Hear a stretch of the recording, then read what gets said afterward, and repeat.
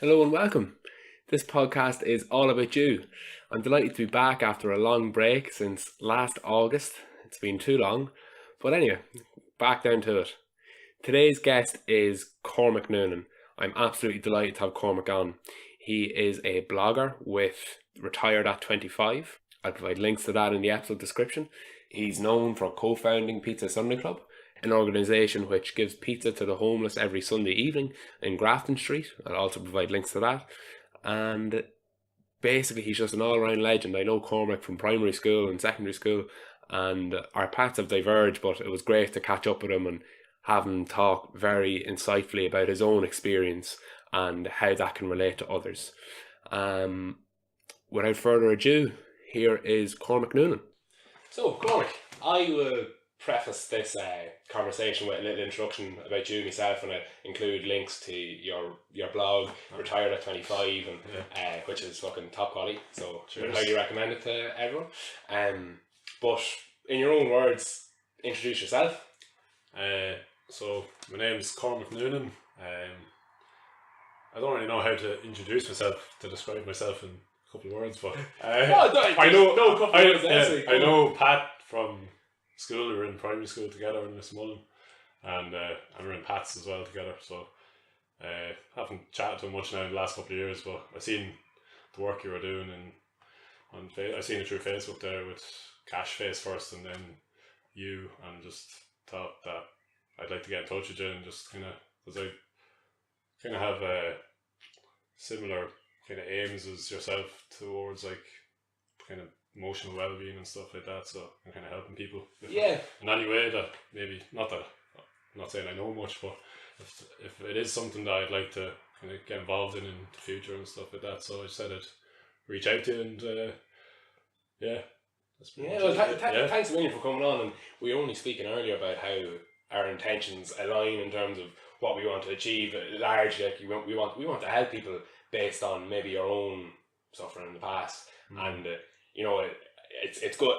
I think our approach to things is somewhat similar in that we have that element of humility to know that, listen, it's not as if we know all of that, we're special, but if there's something that helped us, we want to be able to transfer that on to other people, and that shines through in the blog. Yeah, exactly. That's kind of hard sometimes when you're writing the blog, because I don't want to come across like I'm preaching or something. It's like everyone's like, who's this fella? Thinks he knows everything, like, but I'm just more from the things that I have experienced and things that I've learned myself. And like, if one person reads it and kind of benefits from what I've learned, if they use it in their own lives, then it'd be worth writing. So that's the way I see it. And it's just like, you kind of need to just forget. I think it's like your ego can get in the way. It's like, I don't want to look stupid or something like that. Especially, I have to fight that a lot when I'm writing, and then I'm just like, I just have to tell my story. And if someone resonates with it, they do, great. And if they don't, that's okay. But I can't be worried about what people are going to think of me for like writing it. So I try to be as honest as I can when I'm doing my writing, just as same with like what you do with podcasts and stuff. Like, people are sharing their stories as honestly as they can, and I don't think it's not easy all the time, but I think it's important for people just to, when you're honest, like, and you share your story, other people realize, geez, I think like that as well, or stuff like that. Like, because we all, everyone puts on a face to everyone else, like, as if everything's grand, but we all kind of have these like doubting thoughts and stuff like that. So I think it's just important to share that, so we all realize we're in the same boat. Like, I think we run the risk of coming across as preachy or as enlightened, or but that's you kind of have to face that adversity, and I suppose do it anyway, because if you're not being honest, and you can really see that in your writing, that it is very honest. And just when you're chatting there about how you've been expressing yourself over the last while, you reminded me of your last blog post about kind of the whole idea of reputation and character, and how by your eyes we should focus more on character versus reputation. So, like, in the sense that when we're expressing ourselves, we shouldn't be fearful of how we'll come across. We're just trying to be as honest and forthcoming as we can be.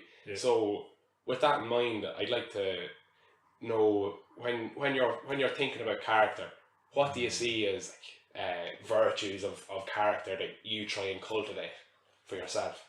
That's a good question. I suppose first one, what we were just talking about, honesty. I suppose for me, I try to be honest with like as much people as I can. You know, sometimes you have to like tell the odd white lie for certain, like if you're not, especially if you don't want to be mean to someone, say like, oh, do I look good in this dress? You're not going to say no, like if it's some girl, but like in general, like I want to be like honest with my mates and honest with everyone I meet, and just not have to like try hide anything. I think it's like it's still a process of like being like my true self, I suppose, my most honest self. You know, the way like sometimes I find with certain people, you don't really let your full self out as much. You kind of like have different personalities for different people you meet, which I don't know if everyone has that, but I know I have it. But I'm getting better at just being my like true self more of the time. Because you have different groups of friends. Say like for me, you'd have like friends from football, friends from college, friends from home, and it'd be all kind of. I'd act slightly different around each, but I'm kind of, as time goes on, I'm getting like acting more the same for each group. Another value that I'd kind of be always conscious of is like listening to people. It's kind of, I was reading a book recently. It's the 7 Habits of Highly Effective People, and he just talks about one of the habits is listen to understand. Seek first to understand, then to be understood. And it's just, so now like whenever I'm like talking with someone, I'm always trying to understand from their point of view instead of just listening to reply. I'm like listening to understand. And I think that's something that it's a rare skill for people to actually use. Like anyone can do it, but a lot of people just kind of wait for their response, or they might be listening but they're not really trying to see it from the other person's perspective, which I think is important. Because one thing I have realized in the last couple of years is like not everyone sees the world the way I see it, so I have to try and see it from their perspective, like where have they come from to kind of see things the way they do. So that's another one for me. It's just kind of like, and treat every person I meet with like the same attention. It's like doesn't matter who they are. Like even just a stranger, like I'll treat them with the same respect and attention as anyone. Like it doesn't matter if they're like the CEO of a top company or like they're just someone on the side of the street. Like I'll like make eye contact, ask them how they are. If I do meet them, like I'm not gonna just ignore someone based on their status or where they are in life. But so I suppose there are a couple that just come to mind. I suppose there's probably more that maybe now I just kind of subconsciously live by, but I just think being a good person in general. Like. Well, I think those 3 are crucial, at least from my perspective as well, to being a good person. So number 1 was being honest, and like I obviously share that view. Always shy talking about the whole philosophy of having nothing to hide. Do you know what I mean? That's basically what I've been trying to live like for the past however many years since I kind of first came forward with my own stories, and so I definitely cutting. I know that from experience how valuable that's been to me. And it's funny now we can get back to it in a bit. There's a philosophy online that I've actually found very helpful over the past few years. Was introduced to it by Sam Harris, another famous podcasting dude, but he talks about how lying is basically always harmful, even white lies. But we can talk about that later. And then you were talking about, I suppose, listening to people, having a respect for other people, and seeing how seeing where your worldview fits into theirs. So I think that's fucking unbelievable. And I think, be interested to hear your thoughts on this. I find it hard to strike that balance in a sense, because I don't want to be pretentious or arrogant when I'm podcasting, when I'm maybe sharing the odd essay or something,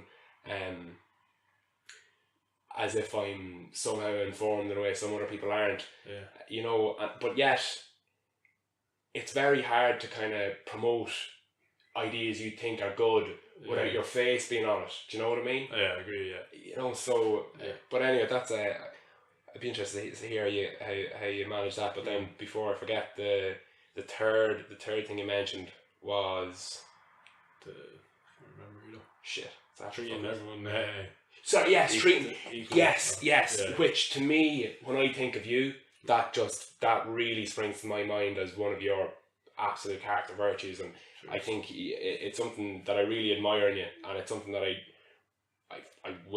do try and emulate. Like, you've definitely inspired me to be more like that, particularly with the work you've done with Pizza Sunday Club. You know, it just how you spoke to me before about how that came about, and it really rings true with the example you gave of, let's say you meet some inverted commas super important CEO, and you know, some random guy in the street. Like, we all human beings have a kind of an inherent value, like, you know, and I don't know if you would aspire. I don't know if you'd like attribute some sort of spiritual value to it or something, but there obviously some people can contribute more to the world than others, but I think we all have great capacities, and it's the capacity and it's the inherent value of each person that we need to fucking really focus on when we're meeting different people. Before I rant on any more, first I'd love to hear how you toe that line between listening to people and sharing your own ideas and your own stories, and being at the forefront of your own blog. You know, it's a very personal thing. And then also I'd love to hear about the Pizza Sunday Club and how that has informed you. Okay. So the one with the blog, I suppose, I just look at it from the point of view that every time I write now, I try to just tell my story, and I kind of focus it more back on myself, instead of saying you should do this to whatever it is. Like, if you want to be happier, you should exercise more. I just say, for me, this is what works, this is my story, you know what I mean? And I'm just saying, I even probably say a few times in blog posts, like, I think one blog I said, don't listen to me. I think it was something like that. It was based on why you shouldn't listen to me, because I don't know what's best for you. I'm just telling my story. So listen, but don't take everything I say seriously, because half the time I don't know what I'm talking about anyway. So, but just when you asked me that question, I just kind of realised, because I haven't wrote a blog in like 3 or 4 months, since January, so and I kind of trying to figure out why I don't want to write. Like, I've went to write them, I've like sat down, like, right, I'm going to write a blog. Most of the time I sit down, I don't really know what it's going to be about until I start writing, and then I kind of, a few things start clicking, I'm like, oh, this is what I want to write about today. And then, like, I've done that a few times, and then I just kind of like stopped and just kind of lost interest in what I was writing. And I think part of it is because I've had a recent shift in my thinking towards really focusing on trying to understand other people's point of views. And now I think it's just my point of view is kind of, I just kind of keep questioning it. Not question it, like, I kind of think, I know this is the way I see things, but I'm just like, I don't want to be forcing my point of view anymore at the minute.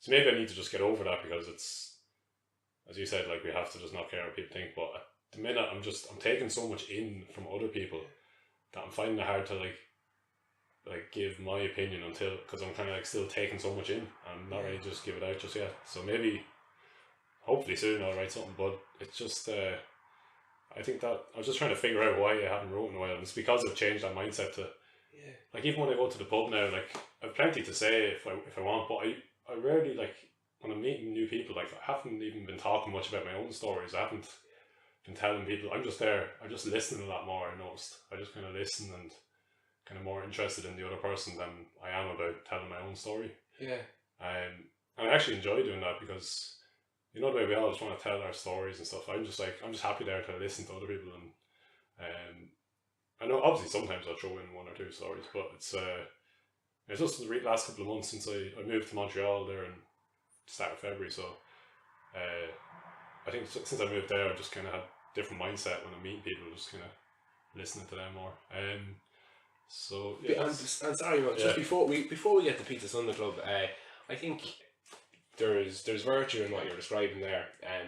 You have to remind me of a book I haven't finished, but about halfway through it, by a guy called David Brooks. He wrote a book called The Road to Character, and one of the kind of common, he writes about different important people in history and the different virtues in their characters, but one kind of common theme across each very inspiring individual was this idea of reticence, and how they did good things that they felt were right when they were starting out doing them, but they weren't grandiose about it. They weren't they didn't kind of indulge in some sort of self-flattery. You know, they recognized pride as a vice in a sense, you know, that it wasn't going to be helpful to their cause. Yeah. So they were happy to do their damnedest and work very hard, but not let's say take all the credit because they understood, you know, don't to keep doing it for the right reasons. Yeah, the right reasons, and they lost they realised that the power of what they did wasn't necessarily down to them, but was down to their circumstances and the things that they had learned from other people. Yeah. So they didn't, in a sense, they didn't own their own success. Their success was owned by their luck and the people around them, the environment that shaped them, and the family that they grew up in. I agree. Do you know what I mean? So I think there's kind of a calibrating game which we have to play, like, and you know, sometimes we can be fucking super outgoing and really prolific and fucking banging out the blogs or banging out the podcasts in my more recently in my instances, but like if it makes you feel more comfortable, like my last podcast was released I think in August of last year, so I think there's, I don't know, in life there's an ebb and flow, and like I suppose we're on, our intentions remain the same, but just I suppose the way we go about things will change, and it's trying to execute that balancing act. Yeah. It's kind of not easy. It's hard to hit the sweet spot, but I suppose to hit that sweet spot it takes listening to people and learning from other people as well. So I can see fucking the real value in that. Yeah, because I remember for a while there, I was doing my blog, I committed to like doing one every week. So every Sunday, I just said no matter what, I have to post it. I think I actually had it set to automatically post on Sunday at 12 PM or something, even if there was nothing there. So I was like, I have to write something. Okay. So that like kind of forced me. Yeah. Like one of the earlier blogs was about setting deadlines, so I knew like I had to set the deadline and then I get it done. It's like in college, like if you have an assignment, you get it done just before the deadline. But so I did that, and I was doing it like week on week, and it's very introspective stuff. And I remember just after a while, I needed a break from it because I was just getting nearly too introspective and like overthinking everything. All my experiences I was kind of processing them like from a writer's mind, and then I like took a break for a while. And you kind of need the breaks like as they come, and you just have to kind of. And now I'm like more in tune with myself, and I'm just like I'm pretty happy not writing right now. Like I'm writing a lot, like in my journals and stuff, but I'm not. At the minute I just don't want to share everything from my own life. I'm really happy. Like I've actually never been happier than I am the last couple of months in Montreal. Just like set up a nice little easy life for myself there. It's very simple. Like it's nothing amazing about it, but I'm just really happy in myself over there. So I just don't really feel the need to have to share right now, but I'm sure I'll kind of get back into the mode of writing and sharing again. But of course you will, yeah. So two things come up there, but before I get on to them, the two things that came up were happiness and introspection. There are two things I'd love to ask you more about. But before I lose track of it myself, Pizza Sunday Club. You don't have to go as in depth as you wish. About how it began and what you learned from the experience. Okay. First, that was what I was going to say. The thing, what you were talking about, that the lads didn't want to take credit for what they'd done because it wasn't really like, it was through their environment and their, like where they were in the world and all the people that influenced them and stuff. So for me, it's kind of the same with Pizza Sunday Club. I remember when I did start it, it was me and my friend Martin Connolly. It started, so I used to walk to work every day in Dublin. I was working in Dublin in an office, and then I used to walk by the same homeless man every day, and then I just remember saying, I was like, "Jeez, give him change the odd day, but I knew, like, I was like, it's not really going to make a difference, like, but, and then I was just like, geez, someone should really do something about the homeless situation. It was really bad, and I was like, fuck it, sure, why can't I do something? And so I was like, then it was coming up to Christmas time, and I was supposed to do 12 pubs in Navan, and then I just said, I decided to skip it then, and just spend the money that I would have spent. I spent on pizzas instead. So myself, I asked Marty, because like I knew he wouldn't kind of question my intentions or whatever, and I asked him to come with me because I didn't really, like, he was good at like meeting strangers and shit. I wasn't good at that. Okay. So I was like, you can come with me, and then so we just bought a load of pizza, and then just went around and just sat down beside like homeless people and just started chatting to them and asked them if they want pizza and stuff. So it was actually an amazing experience that day. I think we chatted to over like 20 people, and it was an amazing just to sit on the ground beside them and just watch. Like, we're like on Grafton Street, and like just before Christmas, 23rd of December, like, and you just, people just passing by you, and you just actually feel invisible. Like, you're sitting there and no one even is looking at you. You're just like getting, because it was just a weird experience for me as well. But I learned a lot. Like, we talk all day about it, but it was kind of, the main thing was just like how grateful people were for the slice of pizza, and how like conscious they were of not eating too much, and they were like, oh, you better hurry on to the next person, I think there's a lad around the corner there, and hurry before it gets cold and all this. So they're very conscious of like the other people that were in the same situation as them. And the other thing was that I noticed was they were very honest in their stories. Like, they just, like, me and Marty were two strangers, and they just shared like the good and the bad of their stories. Like, if they were addicts or whatever, they'd tell us. They didn't like try to hide anything, like, you know. So it was really amazing experience. Very humbling as well, I think. But yeah, and I said to Marty, I was like, don't be like saying this to anyone or sharing on Facebook or anything. I was like, I don't really want to, like, I want to be doing it for the right reasons. I don't want to be like, look what I did, you know what I mean? And then I didn't know the likes. And I was just like, but then after a while, I wanted to do it then every Sunday, or it was actually every Thursday to start, but then it turned into every Sunday. And Marty was just like, we need to fucking like tell people about this and get more people on board. And then I was like, yeah, fair enough.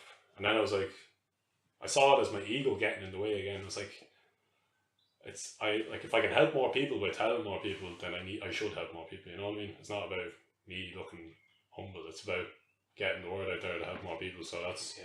And then, yeah, so that was all. And then we just kind of did it for, like, we kept doing it every Sunday, and then just got more and more people and more sponsors for pizzas and stuff on board and that. So, but it was a great experience. I remember, it's like, we do it every Sunday, and no matter what mood you're in, on a Sunday, like on the weekend, you go down, like, some people be hungover, like, but you go down anyway, and you always leave in a better mood. I think it's because you just appreciate things more when you go down there and see, like, it's sad as well in a way when you're down there to see like the way people have to live, like, on the street or whatever.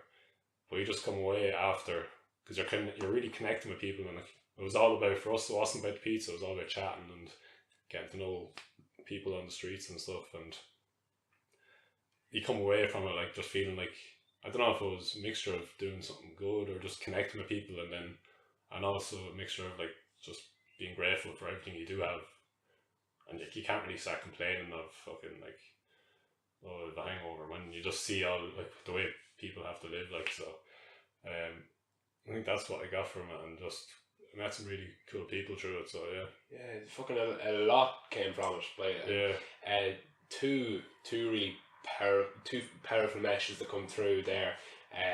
First being an image, just you paint a fucking compelling picture of you sitting down beside a homeless person and gaining that perspective of becoming invisible. And I can only imagine how dehumanizing that would have been just for yourself in those moments. Do you know what I mean? Yeah. And then you translate that into the homeless person's every day, and you're like, right. Yeah. And I suppose I'd be surprised if that experience didn't inform how you act now in terms of treating everybody with a certain level of respect and love and kindness and compassion. You know, everybody, whether you're fucking big dick CEO or everyday Joe Soap or fucking somebody in dire circumstances, be it a homeless person. So that image fucking is very compelling, and it leads, I suppose, to the next point of kind of action versus action over inaction. You know, like in that you had this idea and you didn't leave it at that. You know, I know from my own experience, there are a lot of ideas which I do think would be helpful if they were executed or implemented in my own life or in my own work that I have yet to do, and that I you know, maybe I never will do. And I think a lot of people have that, and thankfully you didn't let that inaction overcome your desire to do something useful in those instances. So I find what you did inspiring myself for when I fucking think of something that might be useful to actually go and fucking do it. And I hope other people do as well, because when we have these ideas that we think might be helpful, I think we should always try. And you know, the worst that can happen is nothing. You know, and that's the way it was before you had the idea. So you know, no loss.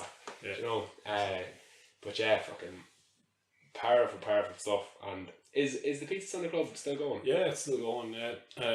So I've been in Canada for the last year and a half, till just a few trips home here and there. But the lads are still keeping it going, and the girls there. So they have like a committee that meets in Chaplin's. I think they meet. I think the time is 7:30, and then they head down to Grafton Street for about 8 or 7:30, and they set up there for like an hour or two. And then we still get pizzas, like sponsored by. It's changed a bit since I was there now. But there's like pizzas and stuff, and then like stuff from like Avoca and stuff, like food stuff and class. But yeah, the lads are still keeping it going. So I'm just holding out for a couple of weeks, so I'll probably come call down to it there. Yeah, of course. Sunday. But yeah, so it's cool to see that still going, and like still.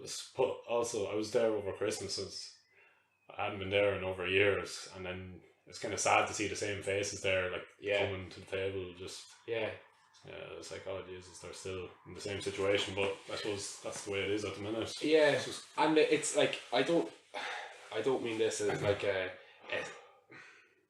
as a self-indulgent kind of thing, but you know, it's not only the homeless people that benefit from the experience. Do you know what I mean? Like you benefited greatly from the experience from like a humanistic perspective, you know, and you're bringing those lessons now into your life, and you know, the homeless people are getting a bit of food and a bit of company, and they're expressing themselves, which is, you know, is helpful. Like you don't need to fucking you don't need to house people to make a difference. Do you know what I mean? You just need to connect with them. Human, connections. Do you know what I mean? See them, I suppose. But yeah, definitely, because we had like the committee still there. It keeps changing, like as like time goes on. Like people kind of come in and out. Like even myself, like I'm gone now. But when I was there as well, there was loads of people that came. Like, and we all like kind of came to it from different ways. People like that we never met before, but they might have heard about it on Facebook or something like that, and someone would come down, and then we all became like great friends on the committee. And then like some people who were experiencing homelessness were on the committee as well, so they'd come like with ideas for the club and stuff. But I think everyone got something from it. Like we just made great friendships, and we were kind of like supporting each other as well. Like because we all go through shit at different times in our lives, and we just had a really good bond from that like committee and stuff. I think it was because of the honesty that you're dealing with on a Sunday. You just make friendships real quick. It was pretty cool. Yeah, so definitely more people like benefited from it than just those in the streets. Brilliant. And listen, you actually mentioned it in a blog post. I hope I'm doing it justice, and I get the gist of it. But it was you know, you are not your job title. You know, I work as a research assistant, but you know that doesn't fucking identify who I am. And you know, with that in mind, you're not the fucking Pizza Sunday Club dude. You know, there's fucking a hell of a lot more to your character. So you know, if it comes up again daily, you know, but we've a lot to talk about as well, you know. So like with the blog in mind, there was a couple of things that came up. You mentioned introspection, and you described it as a painful job in one of your blogs, and I'd just be curious to know your experience with introspection and any emotional attachment you have to the idea of introspection, and what your relationship is with your own mind. Do you know what I mean? Yeah. Jeez, there's a lot of thoughts coming to my head now about that. Yeah. It's a big question. But I suppose I've always been like, when I was younger, I always saw myself as an overthinker. I'd overthink everything. I don't know if you were probably the same, but so like that wasn't, for me, that was like very tough when I was younger, because I was always doubting myself and like overthinking things and just usually ruined it. Like say even if I was at work, like be landscaping with my father or something when I was younger, and I'd just overthink everything and just like kept fucking up or something. Like the simple tasks, even I'd just be like, what is wrong with me? I can't just do it like everyone else can do it, because I just think too much. And I suppose over the years that's kind of led to me, like I was always kind of introspective, I think, but I didn't really know what to do with that. I never really thought that I could actually change myself and like grow, I suppose, until I think it was like the start of college. I started college, and I don't really like talking about this time and what I said, I have to be honest, but it kind of came from like, say, with like talking to women, because I just had this. So I went to Pat's, which is an all boys school, which I think is just doesn't set us up well when we get out of school. We can't fucking talk to girls. Like you're missing from like 13 to like 17, 18. Like you're growing like as a teenager, and you're not like communicating with girls on a regular basis. And like we had great crack because it was all lads, but you're missing out on that development of like. So I don't understand why we do it that way. But anyway, so I went to college, thought like, wasn't like bad with girls in like secondary school, but went to college and I just didn't know how to like talk to girls and stuff. And I just like it was first and second year, I was just like pretty bad. I was just like, what is wrong with me? And I need to like sort this out.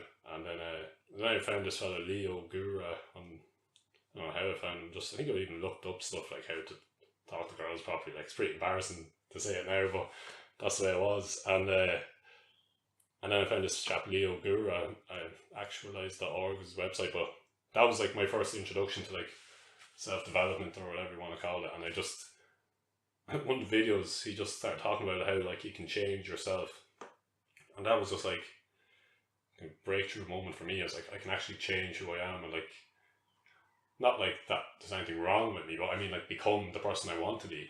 Like I don't have to be that shy Cormac anymore. I can be like more outgoing. I can be better with women, and I can do like whatever I want to do in life. Like and be happier. I never say that I was like depressed or anything. I never like hit like a depression, but I was never like happy with who I was, like in myself. I was never like, I never thought great of myself, if you know what I mean. I always put myself down like in my head. Yeah, so I found him, and that just kind of started like this personal development, like personal growth for me. Sort of funny, it just started with trying to get girls, but yeah, I'm still working on that. But yeah, so that was where it started for me, and then so I suppose this personal growth thing takes a lot of like introspection to see where you want to grow and like what areas of your life you're kind of like, I would like to be better at this. So like I do meditation like every day, so, and that kind of helps me be more like aware of situations that I feel uncomfortable. So it's I always like chase those situations where I'm uncomfortable and try to become comfortable. So it's so I see a situation, say if I'm like starting a new job, I'm uncomfortable at the start, and I'm like I don't like the feeling of not knowing what I'm doing and stuff. So it's like, how do I get better at that? I ask more questions of the boss, like what should I be doing, instead of just being in an uncomfortable state all the time. So like I always just like attack those. It's like you're attacking your fears really. So say like stuff like public speaking, which I would have been terrible at. Like back, I remember even from my confirmation, I had to speak like just reading like everyone else had to do it, and I went just like pure red. My voice was like I was like kind of choking a bit. I had to like cough a few times and face went pure red, and I was just like everyone's looking at me, and yeah. And now I haven't done huge talks, but I did a few talks in schools and stuff, and I just wouldn't have this like every time I do it, I just get better, and it just gets easier. Yeah. So I'm just like attacking sort of like any fears that I have. So I suppose that's kind of the way I look at it now for my personal development, and I'm almost not addicted is a strong word, but I just always like improve myself, and just life gets easier as you attack these things that are holding you back, and you just start enjoying life more. Like as I said, I've never been happier than I am in Montreal, but it's not like my lifestyle is that amazing. It's just I don't even do much. I'm working as a painter like Monday to Friday. At least I'm not in the office, so I can't do that now, but like I go to the coffee shop in the evening, and I'm learning French, and I'm not even, for the first 6 weeks there, I didn't even like go out. I wasn't drinking. I just took a break from drinking. Like I still went to the pub and chat to people, but it's not like I'm living an amazing lifestyle. It's just my mind, and just so like at peace with myself, just because like I'm happy where I am. I'm happy where I am, but I'm always growing, like continuing to like keep growing to the person that I like want to become. And yeah, so that's the way introspection. And I suppose the other thing I'm kind of doing at the minute is, we were talking about Alan Ford earlier. He's we both know him from school as well, but so he's doing he's a qualified life coach now. So I was chatting to him about stuff, and then he was like, "I'd do a life coaching session with you," and I was like, "Yeah, okay." I didn't really know much about life coaching, but I was like, so now I've been meeting him a couple of times, and I've been doing like over the phone when I was in Canada as well. So I think 5 or 6 sessions we've done now. But that's been really great thing for me as well, for introspection, because he's kind of getting me to ask questions of myself as well, like, and he's kind of like digging deeper and stuff like that, and so I'm kind of really like progressing a bit faster with that. So yeah, and for me it can be tough at times, because even the last time I met Alan, it was I was just like, I wasn't even looking forward to the session, because I was like, I felt like I was gonna start talking about stuff in my past that I just didn't really want to deal with. But so you just have to dig into the painful areas of your past, like the whatever gremlins are in your mind, and until you kind of attack them head on, they'll always come back to bite you someday. So that's the way I see it. And so the other thing I was thinking, the way I'm looking at it at the minute, I'm doing I was reading a book, fella Jedediah Jenkins, he's like a writer on Instagram, but I read his book. It was like a cycle from Oregon to Patagonia, and just inspired me, because of the way his cycle brought out all his kind of inner demons, and it was just him like on the road cycling for miles and miles, and he had nothing but time to think, and like he said, like thoughts just kept coming at him, like he couldn't stop them, like thoughts from his past and stuff. So I read that book, and it kind of inspired me to go on a cycle. So I'm doing it supposed to be at the start of July now. I'm going to cycle from Montreal to the east coast of Canada, like St. John's, Newfoundland. So it's like 1,600 miles, and just by myself, just bring a hammock and maybe couch surf on the way or whatever. But it's like I don't even like cycling that much. I'm just like, I want to do it because I know I'm going to have to deal with whatever shit that's still there that I haven't dealt with, and I just want to just take that time to kind of just cycle by myself and just kind of figure it all out. Not that, like, you know, the way people say, oh, you have these epiphanies or whatever. I'm not like, I don't think I'm going to have any great epiphany. I think it's just going to be shit for most of it. And I'll just be like, this is pretty bleak. But I don't know, I think it's good to just sit alone sometimes, like, and just be by yourself and just deal with that shit that's coming into your head, instead of just, a lot of people nowadays, we just distract ourselves with our phone or TV or whatever it is. But when you actually just face that shit that's going on in your head, and you just be like, why am I thinking like that, and how can I not think like that, and then like develop the skills that you need to like become more confident in yourself and more at peace with yourself. So yeah, that's gonna be like, I see it as like my big penultimate ride to like just sort any shit that's holding me back, that's in my head. Okay. So I can be free to do all the things I want to do, like in the future or whatever it is when I come home, or like I'd be free to like love fully without fearing like rejection or fearing like I don't know, like, you know the way, say if you're in love you might fear that they might leave you, or you're not good enough for them, or they might cheat on you. It's like, I think I'm just aiming to be just at peace with myself, where I don't fear any of that sort of stuff. I know my worth, my value, and I'm just pretty happy where I am. I don't need anything external to be happy. I'm just happy in this moment right now. And you see the cycle as being an important part. You see that experience as being an important part in becoming comfortable with yourself. Yeah, I just see it as it might like unravel some other stuff that because I know there's some stuff in my head that, like, from my past that I haven't really dealt with. I don't really know what it is at the minute, but I just know. Okay. I just believe that doing something like a cycle like that will just give me the time to think about this sort of stuff and kind of deal with it. And I've been doing a lot of like journaling as I go to kind of like jot down all these thoughts and figure it out. Yeah. But yeah, and I think another part of the cycle as well is like the physical pain of it will be tough, because I was reading another book. I'm still reading it, I'm nearly finished. Tony Griffin, he's a former Clare hurler. He cycled across Canada.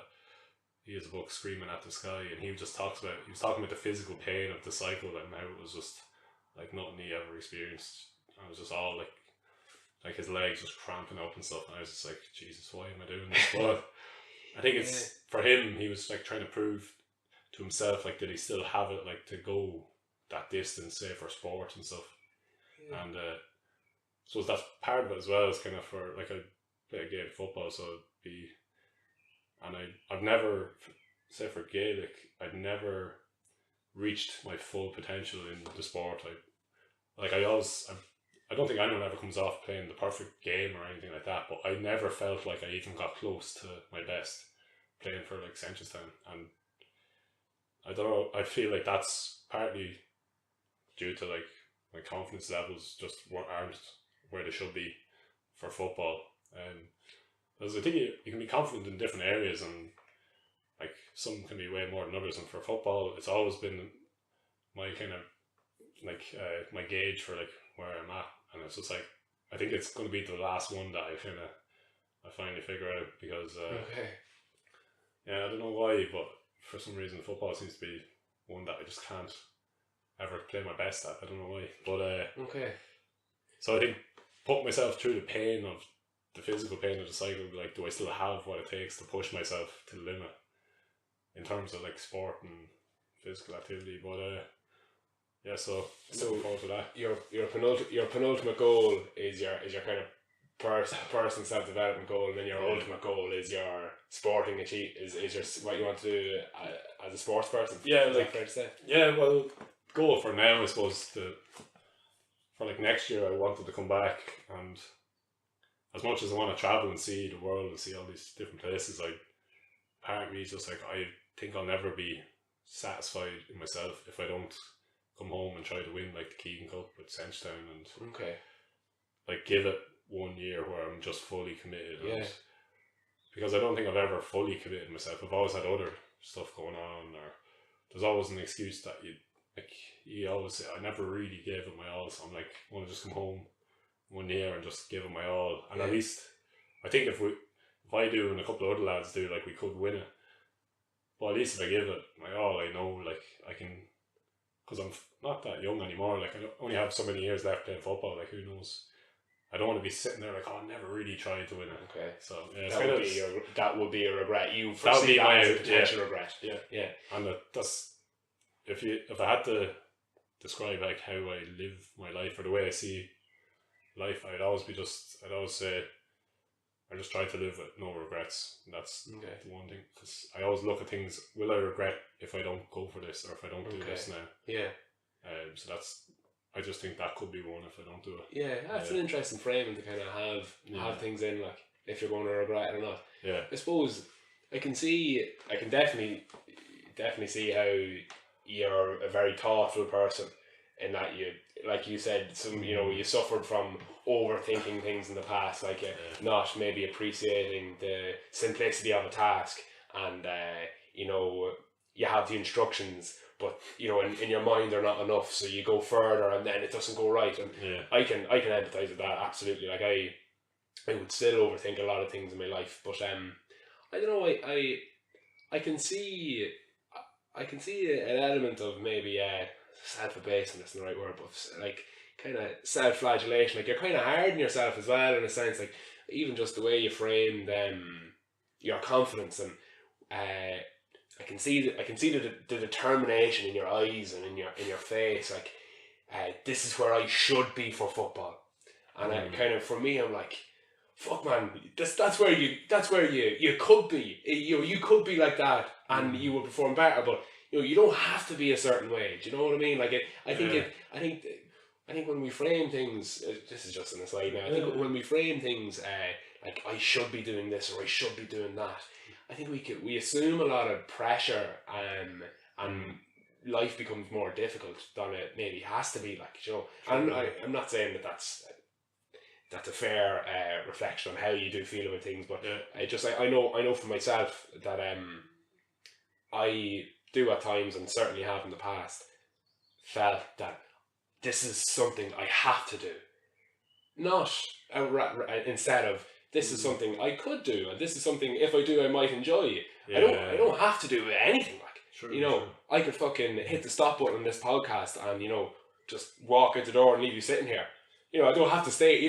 But I think when we frame things like we have to do something, it can be stressful. But so much came up in what you were saying there. I'd love to reflect on just a couple of tidbits. And it's funny. I could see the awkwardness in your body and your skin when you're talking about starting college, and that the transition from an all boys school to the fucking real world. And I can absolutely empathise with that as well, and that's something I struggle with massively. And I think it's funny in a horrible sense that you feel embarrassed saying it, because of course you fucking found it so difficult going to college.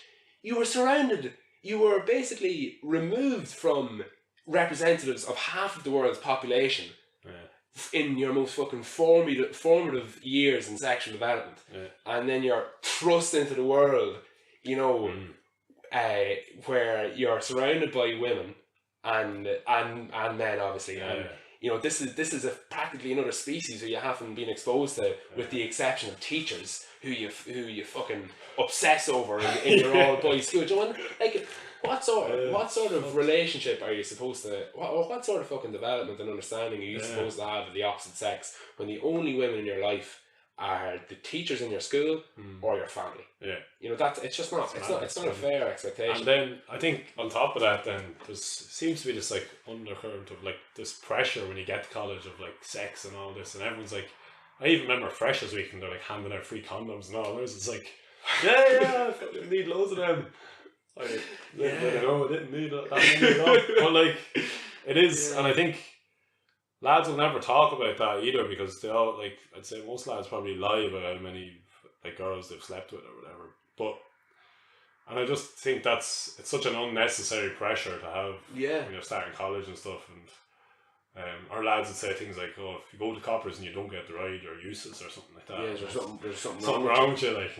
That's like a fucking cliche. What's wrong with me, like? Yeah. But I'm sure I wasn't the only one that was like, anyone that did go to a boys' school, or even if you went to a mixed school, like it's still like you're finding yourself, like in college. Like at the start of college, I definitely didn't know who I was or what I liked, or I always kind of just tried to fit in like secondary school and stuff, and I kind of didn't really have my own thoughts or opinions on things. I just kind of went with the lads, and then I was like, when I went to college, like I didn't, like all my mates from secondary school in London went with me, like, so I had to just make new friends, and I don't know, I just kind of had to like re-find my like interests and stuff. I was like, who am I, sort of thing. But when you're just like, what do I even like to do? I just always was with just did what the lads did, you know what I mean? I never really questioned it for myself until I got to college, so that was obviously like a lot of, like I grew a lot in them years, like, but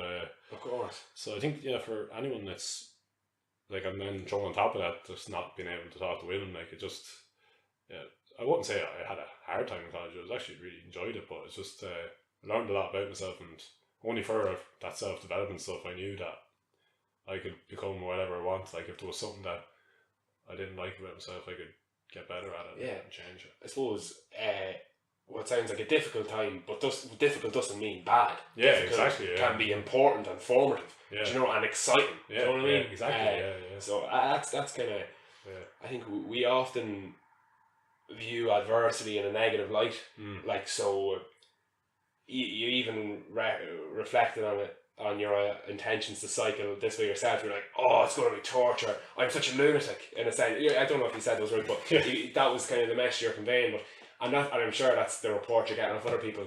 And it's because we have this idea about adversity that it's a bad thing. Like, you know, physical and emotional pain are bad things, whereas, you know, you're doing it because for a reason, that it's important. You find it an important thing to do. So adversity can be important, like, you know, because it can help you learn and realize things that you wouldn't realize without that adversity. Like not if you're given the option to do something, and the only reason you can think of for not doing it is that it's difficult. Like that's not a good enough reason, do you know? And that's only a very recent lesson I've learned, which has now inspired me to do to pursue psychotherapy as a career. Like I had wanted to do it for a long time, and I was like, no, it'd be too emotionally hard, and I'm a sensitive person. It's going to be fucking. If I went down that route, it'd be very difficult, and I don't know if it'd be a hard life. Like, you know, it's not a good enough reason. It's just not a good enough reason to do things. But like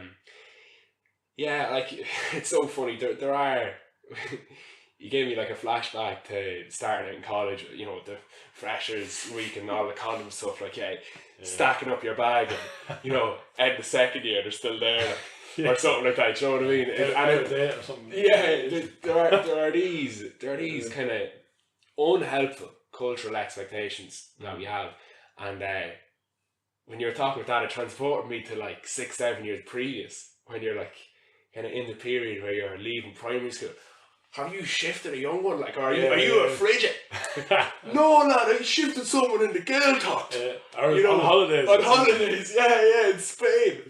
And, you know, there's just, we have these horrible expectations on ourselves and on our peers. And I suppose, like yourself in secondary school, you want to fit in, and it's like, it's a survival mechanism. So you kind of, we perpetuate these unhelpful norms without realizing the damage they do to ourselves and our peers. Like, you know, like I was a massive square when I started in college. Like I hadn't even kissed a girl, never mind slept with a girl. Like, you know, and that not only that was weird from at least my understanding of other people's perspective was that.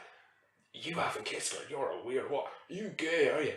Even as if being gay would have any shame or negative connotations attached to it. Like, but you know the way we all frame these things and talk about these things, like, and it's just I think we're awful as a culture, like, or as a species, but we can be very fucking hard on ourselves in terms of expectations and in terms of pressures we put on ourselves and then on other people, like, you know, and it's just It's very fucking difficult.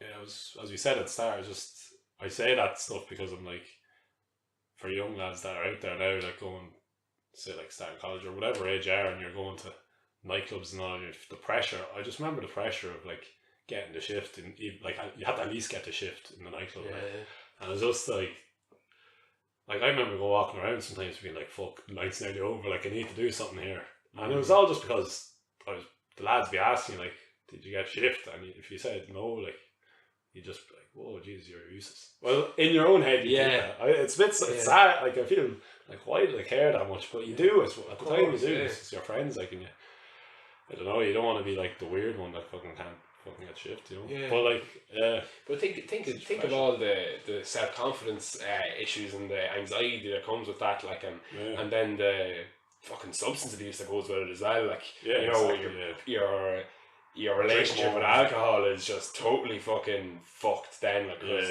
you're trying to reduce the anxiety and increase the confidence by consuming more alcohol so that you can do this thing that doesn't matter. Exactly. You know, it's just, it's I know it's a hard time. It is a hard time, yeah. And and like I said before, hard doesn't necessarily mean a bad thing, but harder than it needs to be. Like, you can learn the important lessons about life and about having the crack and about humour without being shoved into a fucking building with 900 lads and 4 teacher women. Yeah, do you know what I mean? Like, I don't know, but hopefully we'll be able to reflect on it as parents in the future, like, with, you know, oh, when I went to school there was only boys there, it's not mental, and our kids will laugh their head off. Yeah, do you know? Exactly. But yeah, like, you mentioned the cycle, and I before you said it, I had read it in one of your blog posts. And the blog post was, I think, say what you're going to do and do it. Yeah. And the gist of the post, and when I say the gist of these posts, that doesn't mean that people shouldn't read the posts. They should still read them. Anyway, the gist was that we commit to doing what we're saying we're going to do. When we say you're going to do something, so that you go ahead and do it eventually, you know. Yeah. So you wrote the blog so that you couldn't feel like you go back yourself. Yeah. So my question for you was, what would be the repercussions of not going on your 1,600 mile cycle, having posted that blog? I suppose I could easily decide I don't want to do it and just not do it, but I don't think the repercussions for, like, what people think will be as strong as a reason as my own. I feel like I'm letting myself down. I could come up with some blog saying I don't want to do the cycle because I decided I don't want to do it, and I don't care what all you people think. You know what I mean? Yeah. But I just feel personally I'd be letting myself down, because I know it's something I shouldn't say I have to do, but something I want to do. Yeah. And I think it's something that I know I'll get great benefit from, even though it's painful, as we were talking about. And I just feel I'll be letting myself down if I just I feel like I cop out if I don't do it, because I said I'm going to do it. And I hate saying I'm going to do something and not doing it. Like, if I say, someone asks me, oh, you coming to my birthday party on the weekend? I'm like, yeah, I'll be there.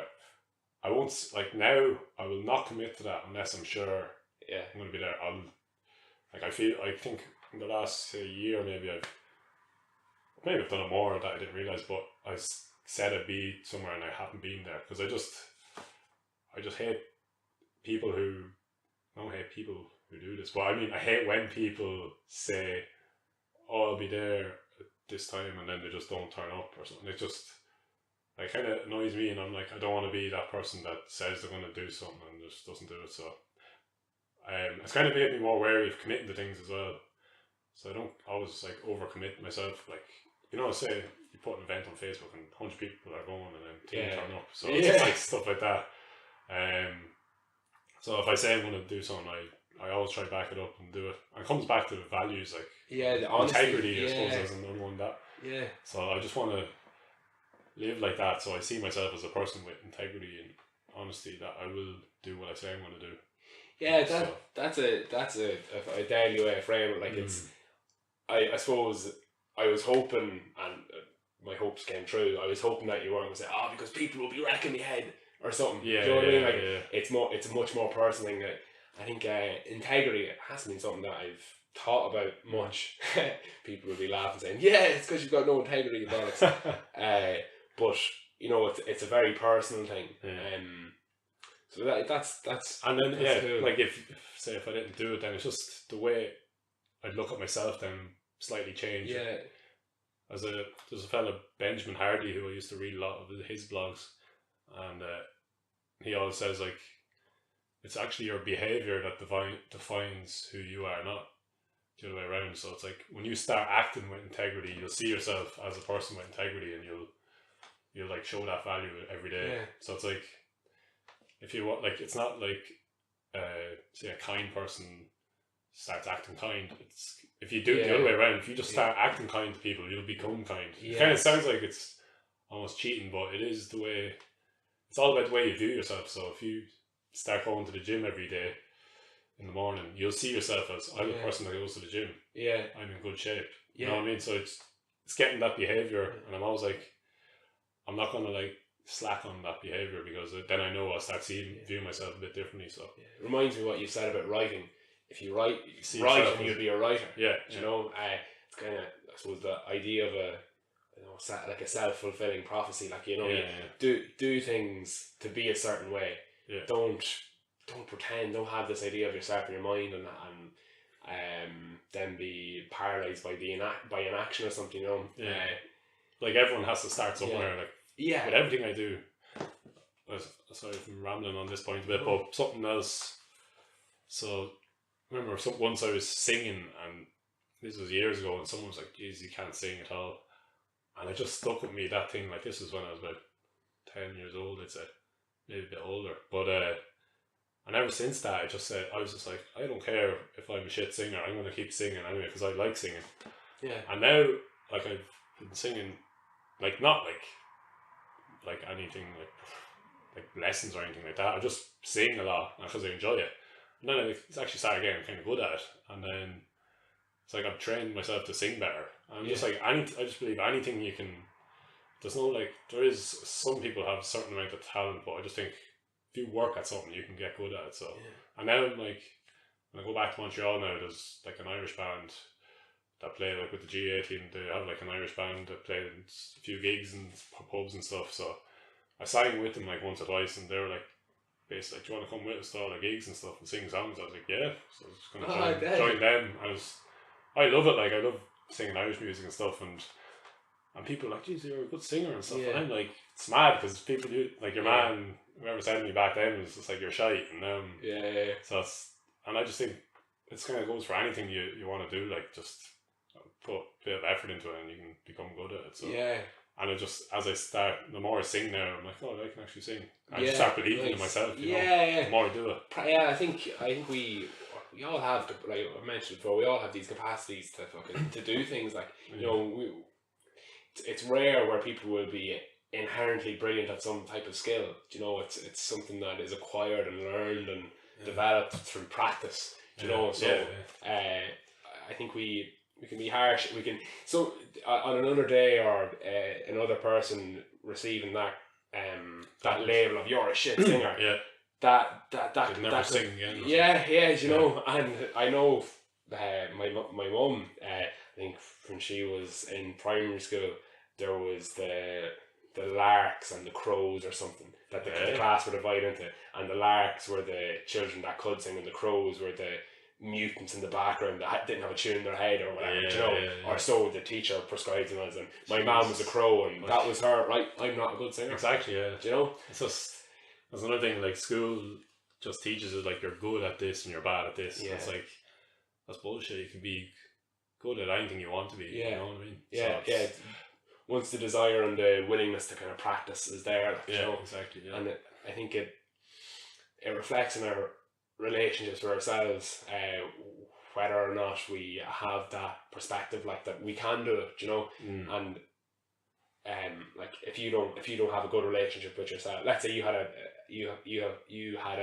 less healthy relationship with yourself than you've had over the past 15 years, well, that label would have fucking possibly deterministic of, and you know, you never would have sung in the band, you never would have continued practicing, and that would have been one element of life which you couldn't ascribe any joy from, because you would have just fucking turned it off as an expressive medium. But with the relationship you have with yourself was thankfully sufficiently helpful enough so that you go to continue to sing. And as you've been talking, it's become clear to me, and now definitely stop me if I'm wrong, and I'd love to hear the different stages of development. But it seems like your relationship with yourself, in terms of self-compassion and kind of self-actualization, has really greatly developed over the course of, you know, your childhood, teenage, and now kind of adult life into your mid-20s, like. And that, to me, from my perspective, that kind of informs how you describe being as happy as you've ever been now.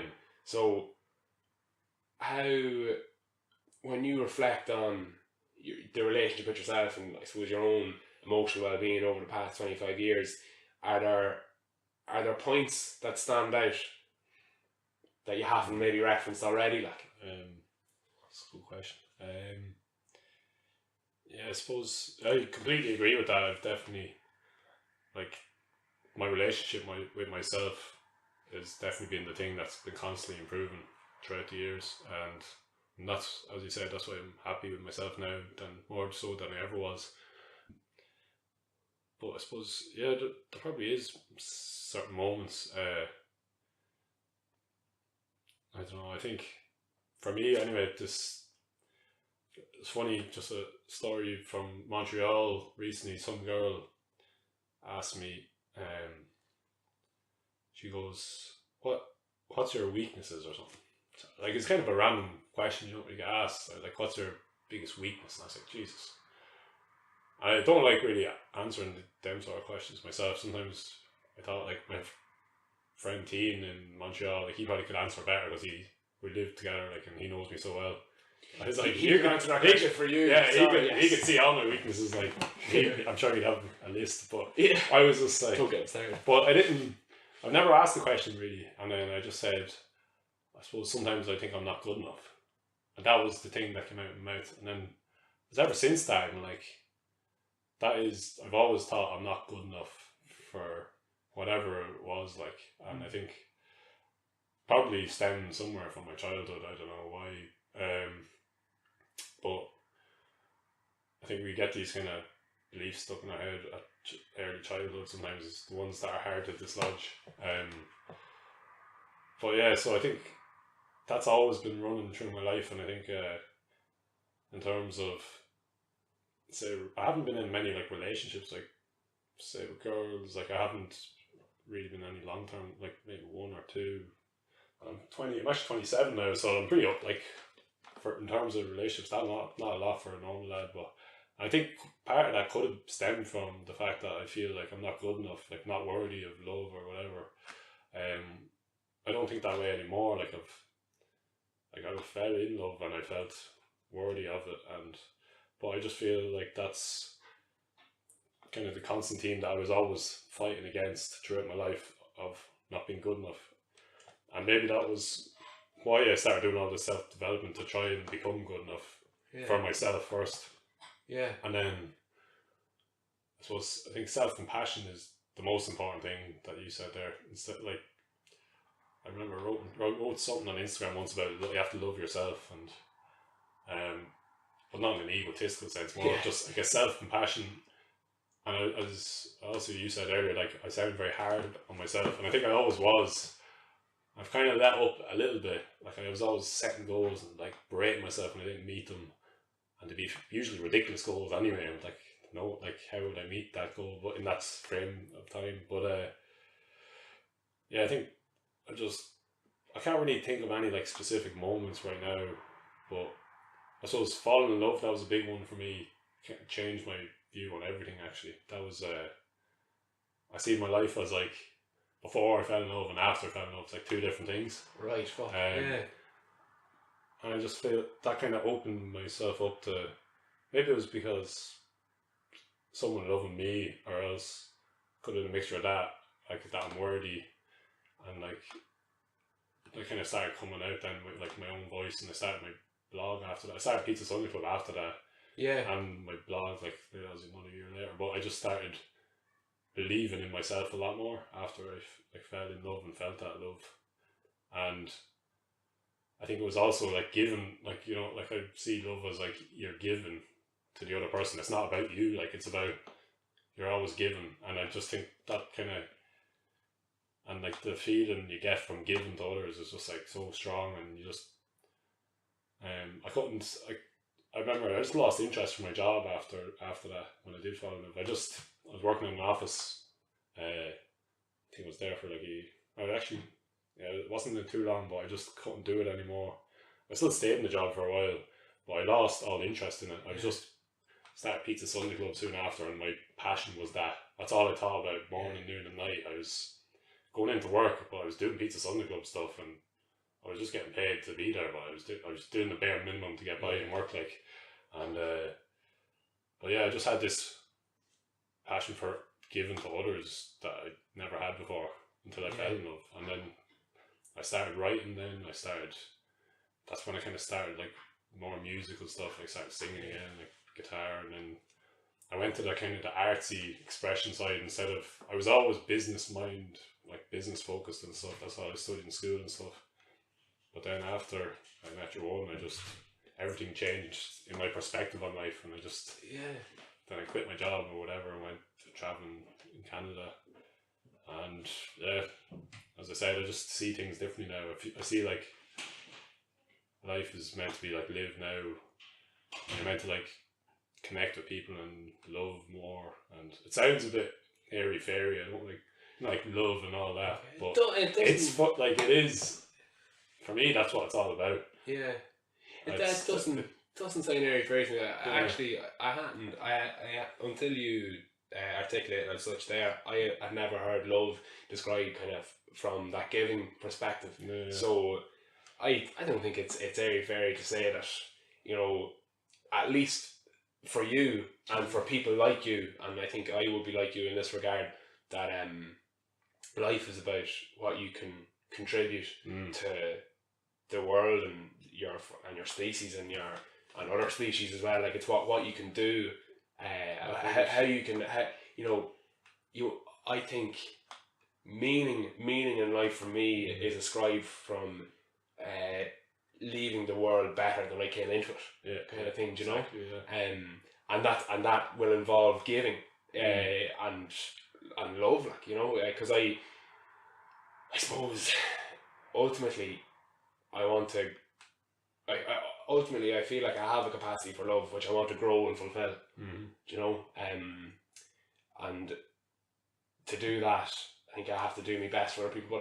But when you mentioned kind of falling in love, it's mad that you see your life kind of in those terms. There was the before and there was the after, but it kind of it comes through quite clearly that it opened up basically an avenue, a whole new world of well-being which you had never kind of seen before, like you know, through giving and through kind of different expressive methods and stuff, like, you know. So that's clearly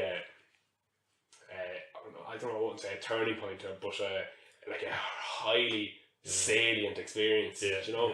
And I think the thing about that is where like I would be the same. I get my meaning from like giving what I can give to other people. Like I don't even see my future career as what can make me money. It's like I just want to have enough money so I don't have to worry. But I'm like, what can I do to help other people? One of the reasons I want to come on and talk here, just in case I can help someone. So like anything, and the reason I write my blog, it's not for me. It's for maybe some parts I do get enjoyment out of it, so I do get something from it. But the reason I try to be honest with it is just like what I can help other people with, and it kind of is like I think that's should be the meaning for most people, because that's where you get your joy and fulfillment from. So it's kind of you're giving to others, but you're also getting from it. So it's like a win-win in that sense, because I think part of the reason I'm so happy now in the last couple of months is because I've just stopped focusing on myself, and I'm just literally, as I said, when I meet people, I'm not thinking about how do I look or how am I coming across. I'm literally just like, tell me about you, and I don't see myself anymore really. Like I just see other people. And when you just start looking at the world from just seeing other people, it just makes your life so much easier. And on top of that, I just mix that with gratitude for everything I have. I'm just like, I'm living in Montreal, I have an apartment, I have a nice bed to sleep in, I can afford nice food, I'm making good money doing painting, and I don't have much in my apartment. We've like 2 camp chairs and 2 mattresses. I think that's the height of the furniture that we have. Because like they come unfurnished, and we're just like, we don't really need anything. Didn't even get internet. I was like, I don't want internet in the house. I just want to sit there, have time to just sit there and write or read or whatever. No TV or anything like that. So you just sit there, myself and Teen in our chairs, like we chat sometimes or read, but I'm just it's just a simple life, but I'm so grateful for everything I have. Yeah. And I just focus on other people, and that just makes me happy. And then subsequently, you might help someone as well because you're focusing on them. Yeah, kind of making other people happy too. So, well, I think one of the most, I feel, important lessons I've learned over the past years. I referenced Sam Harris earlier, and it's actually something I got from him as well. And the phrase can be distilled into with let's say the most helpful ethics and morality. Selflessness and selfishness converge to mean the same thing. Do you know what I mean? Like, I could describe myself as an incredibly selfish person because I want to spend all my time helping other people because that makes me feel good. Do you know? And you could argue that I'm fucking one of the most selfish people you'll ever meet, but that doesn't have to be a bad thing, because me being selfish means trying my best to improve other people's quality of life as much as possible, because that in turn will improve my quality of life. Do you know what I mean? Yeah. So there is no true kind of with I'd like to think anyway with the code of ethics and the morality which I've been trying to uphold in my life. There is no such thing as that kind of stereotypical selfish dickhead self-serving act. Do you know what I mean? I suppose as long as your focus is on the other person and not on making yourself feel good through helping them. You know what I mean? It's not like... But they kind of, I suppose they... You don't want to go to fucking Africa and build a house just to feel good, but... Yeah. If no one's going to live in the house or something, you're just doing it because you... I suppose it's how you feel good. Do you fucking take a super sweet fucking filtered pic after you build a house and you feel good because loads of people liked it and shared it on Facebook? Or do you feel good because you have you're looking at that person, this family? Do you know? So as long as your focus is on them and they're getting that fulfillment. I agree though. But I think doing things because they make you feel good isn't a wrong reason. Isn't a bad reason to do something. You know, True. And you shouldn't punish yourself for feeling good, for doing a good thing. And I think it can possibly come from maybe that overthinking perspective, and that you're kind of like you do something decent, and then you're like, oh, I'm just doing this because I'm really an egotistical prick. No, you can. I suppose it can be interesting to philosophize in these things, but ultimately, I think it can be helpful to be charitable to ourselves and say, no, I did this because I wanted to help other people, and that makes me feel good. I didn't do it purely for myself. Do you know what I mean? But before I forget, I can still see, like much like myself, I have a long way to go, a long way to go in terms of improving my own self-compassion and my own relationship with myself and my own emotional well-being. And I certainly don't have all the answers, and there are a lot of people out there that are a hell of a lot more informed and emotionally healthy than I am. But one thing that struck me, you talked about yourself and kind of, you're 27 and there's only been a couple of romantic relationships I've had, and that's not really normal for other people, to quote you. And I think normal is shite.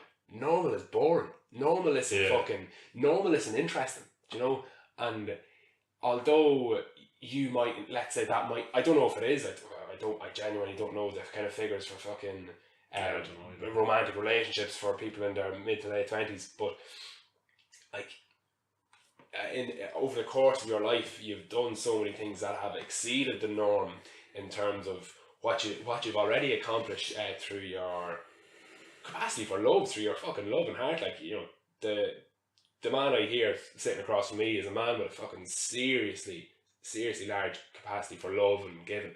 I don't mean to fucking blow smoke up your hole, but I really mean that. Like, so I wouldn't view yourself as abnormal in to your detriment or something that's like something where you're failing, or you haven't had the success that where other people have had. This is just the life you've been living, and you've had very enriching experiences which people who might have had a few different relationships of that lasted a few years, you know, mightn't have had, you know. So, and like from my perspective, I would not for a moment be concerned about you and like the health of your romantic future or something. You know what I mean? Because again, not to fucking blow smoke up your hole, but I think we can be harsh on ourselves and not realise our own attributes. It's funny. I remember I was very unwell, emotionally unwell there a few years ago, and I went to this guy called Joe Griffin. He founded like a school of psychotherapy called Human Gibbons, and he's an Irish dude himself, and another chap called Ivan Turner. Anyway, part of his therapy is he does like a guided meditation, which is like a creative visualization type thing, and in it he's kind of has throughout he kind of has some positive affirmations, and then it was mental. The value in hearing just another man on a recording, and you could argue that it was contrived, but it still helped me. He was like, you're a good looking man, you've got a lot going for you, you're a smart, loving, compassionate man, and it was like kind of the first time I had heard myself framed in that way, and just that positive affirmation really kind of made me realise that, Jesus, I'm not some fucking gremlin that lives under a bridge that only shouts abuse at people. You know, I actually have something to offer to the world, to the opposite sex, to myself, to my family, to my community. Do you know what I mean? Like I'm not an ugly prick. I'm, you know, to quote him, a good looking, honest man, like, you know. And I don't mean good looking in a fucking like in a narcissistic way. Do you know what I mean? But just in a confidence kind of way. I didn't look any worse before I heard that. And I didn't look any better after he told me that. But I fucking felt better. Exactly, you know, about myself. So with that in mind, you're a fucking good looking, intelligent, compassionate man who has fucking serious capacity for fucking love and great things in the future. So I wouldn't be just on that, I suppose in the earlier part of my life, say in like secondary school and stuff, and maybe the start of college, just when I was kind of still finding myself or whatever, that's when I would have been like, what's wrong with me, I can't get a girlfriend. Like a lot of lads have them, like even in secondary school and stuff, and start of college. Not that I wasn't really looking for one, but I was kind of like, I was like, why don't I get girlfriends? Like, how does it happen? Like, or whatever, you know. But now I actually have like the opposite view. I'm not like, oh, I really love a girlfriend. Like, I actually think they're like more, like I know you grow in a relationship and on your own, but I'm like completely happy by myself at the minute. Like, if I do find someone that I feel like compelled to like stay with, like I'll get in a relationship. But at the minute I'm like pretty happy doing my own thing, and I know that I will find someone, and I just have this trust that I will, and the better I become as the person I want to be, the more chance of that relationship being better and better. Like, because when I fell in love first, I was in a good place. Like, I was pretty happy with who I was, but I know I had a lot to go. And part of this traveling for me is dealing with my shit. Like, and I just think it's away from Ireland, like just going somewhere and kind of, I don't like using that phrase either, finding yourself. I think the better one is creating yourself. It's like becoming who you want to be. And I'm kind of doing that now, and through travel, like you meet different people, new ways of living, and you kind of start figuring things out. Like, I like this part of the Canadian culture, and I like this part of this other culture or whatever.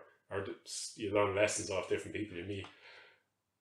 But like, I'm so like, I've just become more happy and happy myself, and I know that if I do find a woman that I'm mad about, I'll just be able to bring so much to that relationship, because I'm not there to take anymore. I don't need her to.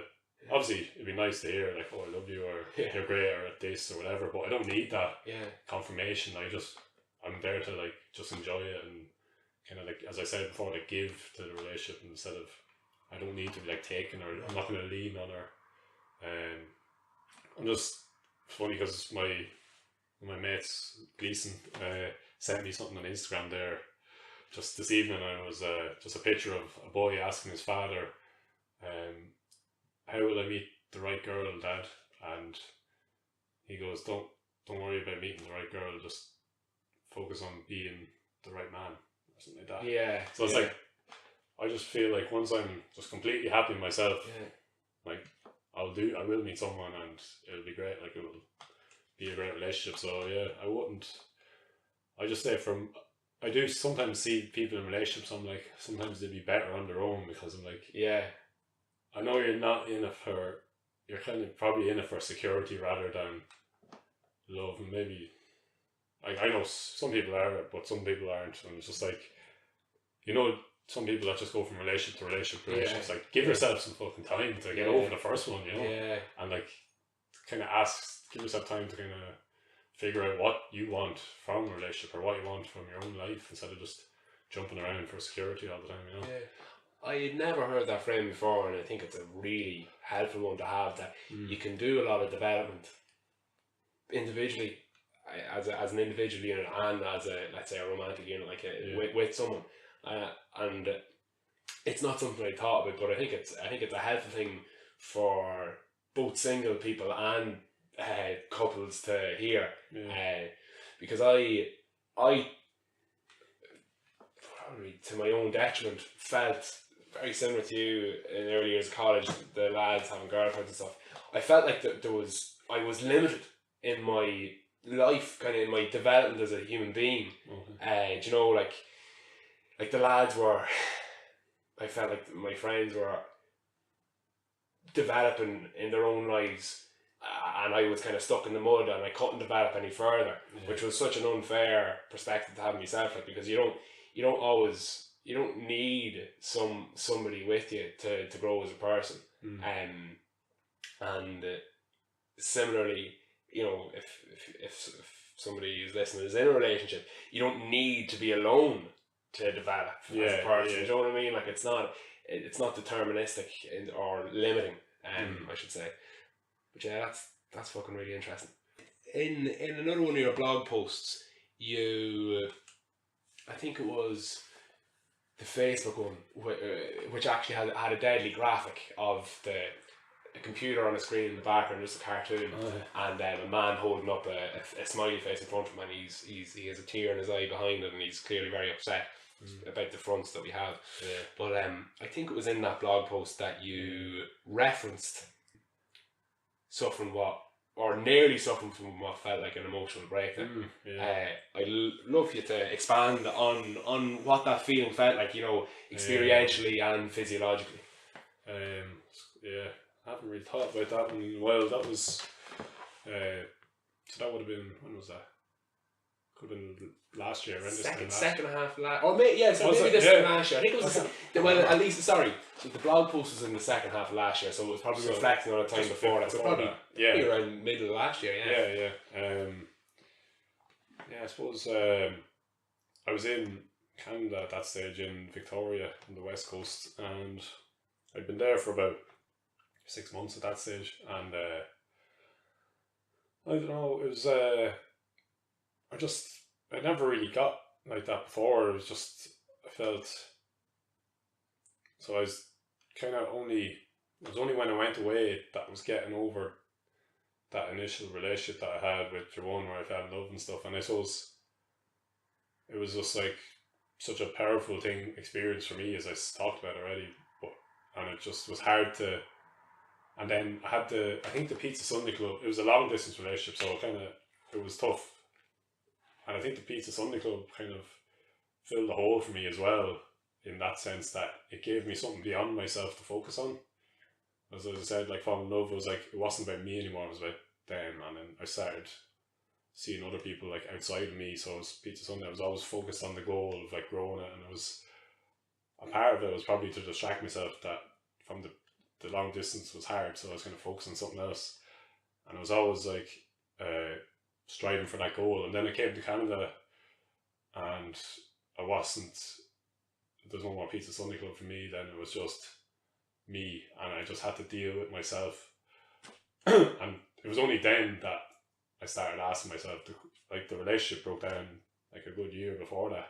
It was only when I got to Canada that I started asking myself the questions like, kind of like, where am I going again? And like nothing could fill that void of that love that I had. Like, there was no Pizza Sunday anymore. There was nothing to fill that. It was just me dealing with myself and just going to work. I was working in a bar, and I don't know, and I found the job in the bar, I enjoyed it at times, but it was kind of tough because you're going in there. I got bartending after a couple of months, and then you have to be on, you have to be like in a good mood. I used to go up the stairs, like change rooms at the bottom stairs. I'd go upstairs, and there's a mirror at the top, and you'd always see yourself just before you walk behind the bar. I just look in the mirror and like, I'd switch on time. My job, I always saw my job as like make other people happy. Yeah. It's not to like serve drinks or anything. My job is just to make people have a good time. I suppose that can, sometimes you're just not in the frame of mind to go, you're just like, I don't want to deal with people, but you have to go into work and you have to switch on. And you know, Canadian, there's like the tipping culture as well, so you can't just be like an Irish bartender, like, here's your pint and fuck off. You just have to be like friendly and shit. And it was just like, sometimes I just didn't want to do it. Yeah. But I had to do it. And then I think the part of the breakdown was like dealing with my shit. I kind of wanted to run away from it, and I just wanted to leave. And part of it was like the job. I was like, I don't want to go in there anymore because I wasn't in a good place mentally. I was like, I can't go in there and just fake it like all the time. It was just draining my, like, I just felt like I was going against how I felt. So I remember saying it to Teen one night. I was just like, I just want to go in the van and just like drive somewhere else. I just want to, I don't know, I think I wanted to leave Victoria. I just felt like I was stuck there, and I just wanted to, there was a lot of emotion that I dealt with there. I just wanted to leave and just get in the van and drive, feel that kind of sense of freedom again. But he was like, you're running from whatever, like, he's like, you can't, he's like, you can leave, but he's like, but you're only just running from your own mind and stuff. And so everything was just getting so overwhelming. It was all like in my mind, like, but I just didn't know, I just didn't feel in line with what I wanted to be doing in terms of, with the Pizza Sunday thing. I kind of envisaged like kind of building on that and going further and like spreading it around. I was going to do it around Canada and America, and then I kind of, it's like, oh no, I'll take a break. And then I was just left with nothing to kind of focus for my future. I was just working in the bar, and I just dealing with all that stuff. I just wanted to run and just get in the van and just get out of there. Yeah. And go meet different people, and I felt like I was kind of getting involved in the community there. Like I was working in the bar, so loads of people started to know me and stuff, you know, because you're meeting so many people every day. And I was just like, I just want to go somewhere where no one knows me.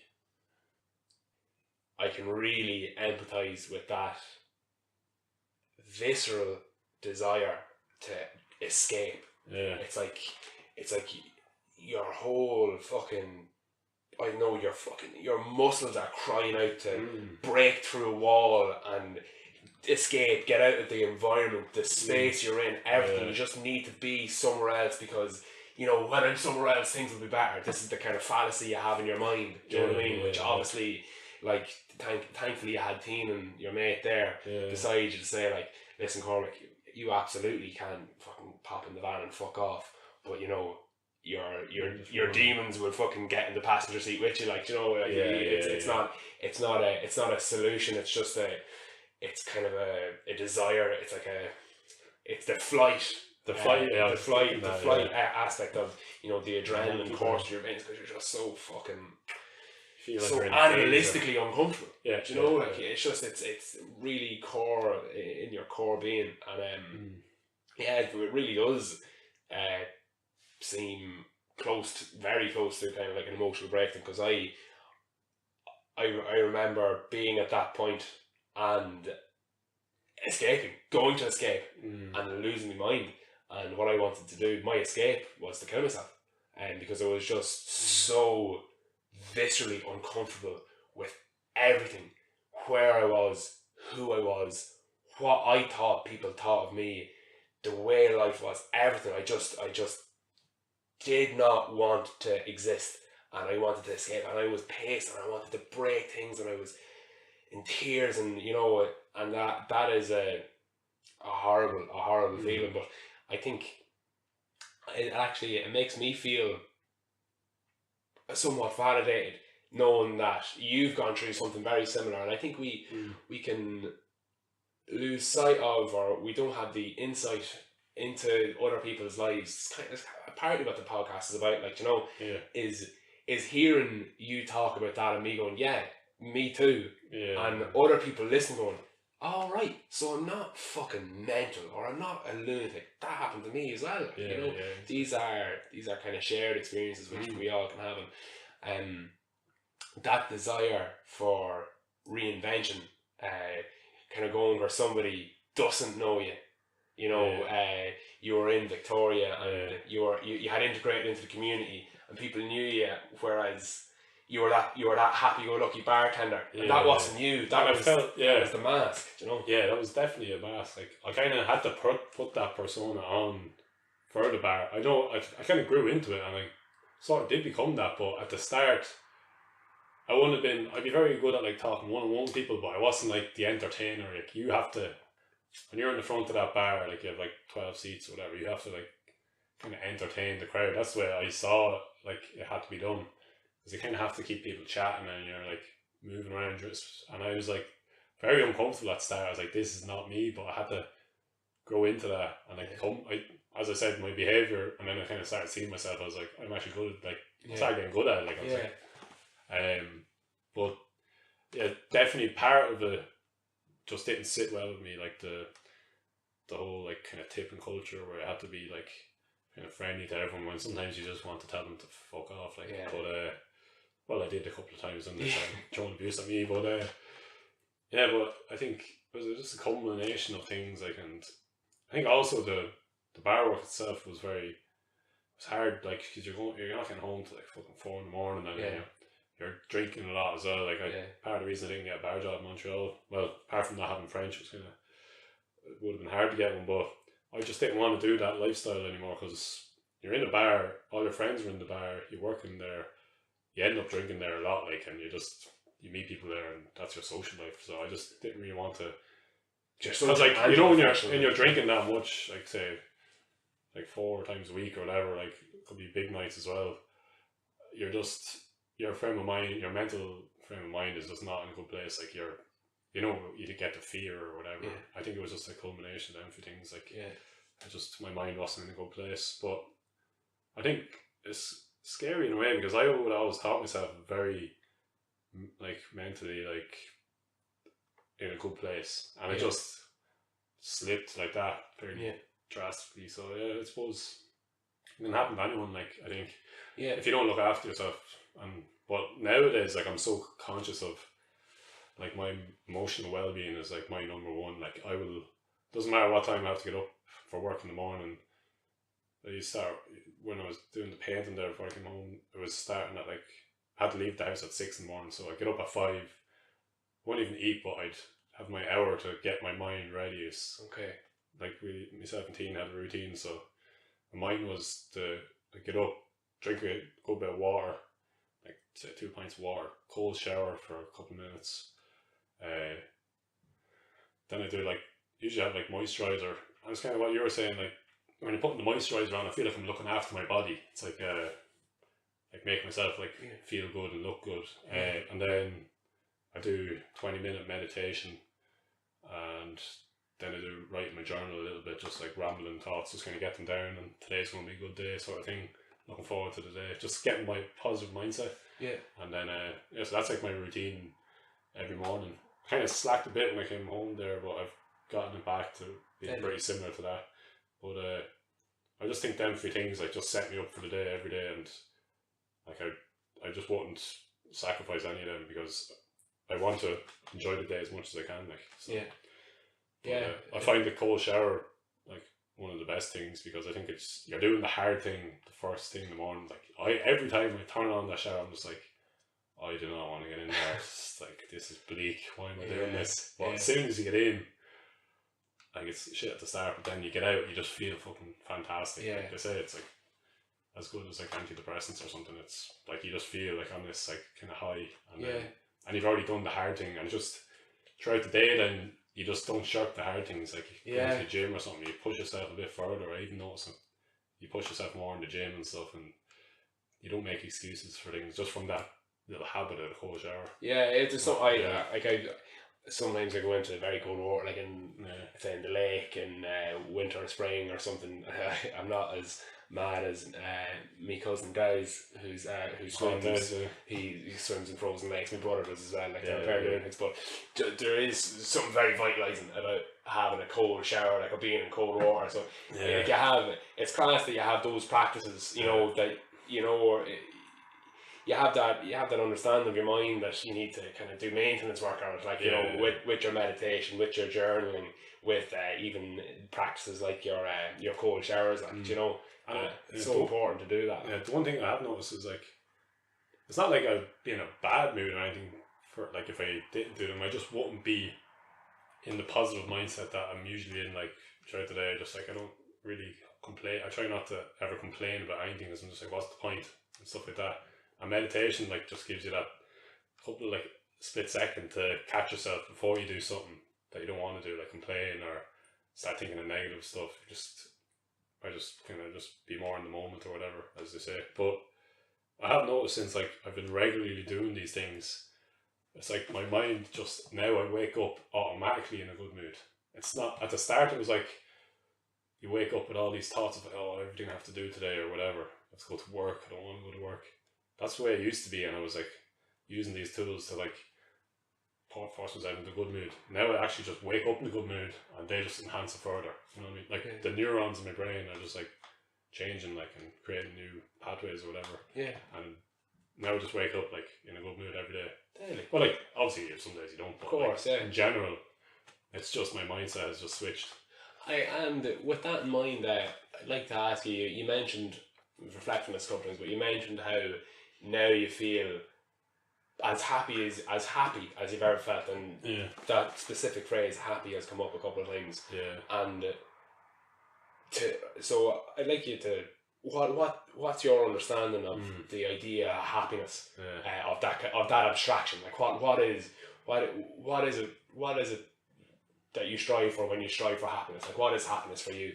Yeah. So I think I've always had an obsession with like happiness and what it is, and like always like reading books on like not how to be happy, but like I always like I'm interested in other people's opinions of it, like philosophers or whatever. But and there's like different words people use, like happiness, joy, contentment, and I think for me it's like contentment is kind of what I'm looking for, being at peace with myself. Because I think happiness, it tends to be the term we use a lot, but I think that's the one that kind of comes and goes. So I suppose contentment is more what I strive for, and it's, as someone that I heard recently describe it, it's contentment is you're happy with where you are, like you're at peace with yourself, and that means you experience all the emotions of life, the ups and the downs. You experience like emotions like sadness and grief, but you also experience joy, and you live the whole human experience. You don't just like some kind of self-help stuff would at the start would have been just like try to be happy all the time, happy, and avoid the bad stuff. Positive. But that's like they're just running from the bad stuff instead. So it's kind of just, for me, it's my goal is to be able to be happy just sitting here in the moment doing absolutely nothing with nothing. So I'm always like about one of my goals, my like life goals, is to be able to live fully in the moment. And I definitely haven't reached it yet. Just like I want to practice as a monk for a while, just to kind of learn that skill more. But just being able to sit there with just nothing going on, just appreciate everything like that's going on around you. And just be content with where you are. And you don't need any external things for that. Like, and everything else is just a bonus. You know. It's funny. I hate the idea of happiness, that kind of abstraction. Like because to me, the classical understanding or the general kind of stereotype of happiness to me is just so unhelpful. It's like to me it means ignorance. It's, you know, it's like you said, it's not the whole cohort of the human experience. It's not the human condition. It's like joy and laughter all the time. Yeah. You know, and that's I think that's people's. That's people's view when they hear the word happy, and when you're talking about contentment, it really converges on my idea, or not my idea, fucking isn't the whole my idea, but what I've heard from other people, which I've come to place a lot of credence in, of equanimity. Do you know? So, and that's kind of how I would view meditation. How I view meditation as striving towards or striving for equanimity. So you have all these experiences in your life, and they don't have negative or positive salience. You're equal with them. You know, you're present with that experience, and you're noticing it for what it is, and you're not giving it any sort of value of positive or negative. It just is. Nothing is good and nothing is bad. It just is. Do you know what I mean? Yeah. And that's a very to me, that's bliss, and that's fucking nirvana. What you hear in all the kind of the different meditation literature and stuff like that. And you know, you mentioned that how you're always striving to be present, like, and I think that's the goal, the helpful goal to have of any meditator, and it's always something to strive towards, but like it's, you know, practically impossible. And it's good to know that we have, or I think it's good to maybe appreciate that we won't get there permanently. You know, we might have glimpses of it, we might have insights into it, but you know, those times will become more frequent, and that's progress. Yeah, you know what I mean? And that's how we can become what happy should mean. You know, you know, I think if people are striving to be happy, they should be not that they should be, but I think it's more helpful to strive to be content, to be in a state of equanimity, to be more present, and not be manic, and not suffer unnecessarily. And I suppose before we wrap up, we've been going for nearly 2 hours. Jesus, I was thinking this. Okay. That's good. Well, be respectful of your time, and of course you're always welcome to come back. Coming into this conversation, you mentioned that you're writing a couple of things down in your journal for what you might like to talk about, or ideas you might like to share. Is there anything you feel we haven't touched on, or was there something that you felt very important that maybe I missed or you missed? I've covered a lot of the stuff that I kind of wanted to. I was just like, I'll try to share my general story, and I suppose how just things I've experienced or whatever. But I suppose one thing I like just to, with the blog as well, I tend to just, I'm like, I want to give someone something they can take at the end of the blog, you know, to like actually use to like improve their life or whatever, if they want to, instead of just saying my story and then they just read it and forget about it. So I was just thinking of like, what book if I had to recommend a book, what would it be? It's like, obviously I'm reading a lot more now since I know internet and stuff at home, because I always wanted to read, and for years I just struggled to finish books, but now I'm getting a lot more prolific with it, and I have like Audible as well, and that just like, so I'm actually, when I'm doing painting, like I love it because I can just, if I'm painting by myself, just stick my earphones in, play the book. But one book that I read recently that I found really helpful for like understanding the mind was The Chimp Paradox. Ever heard of that one? No.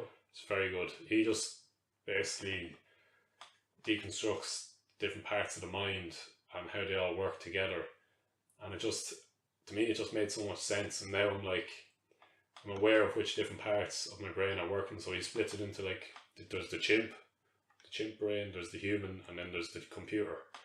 And he goes into it in great detail, which I won't do now, but just a quick synopsis is just how like your chimp brain is like your limbic brain, where it's, you kind of refer to it like the animalistic side, where it's fight or flight, it's fear of being kicked out of the tribe, it's like the sex drive, it's longing for love and communication, all that sort of stuff, and like it's quick to anger and stuff like that. And that's kind of that's always there, your chimp, and it's not like good or bad. It's just a chimp.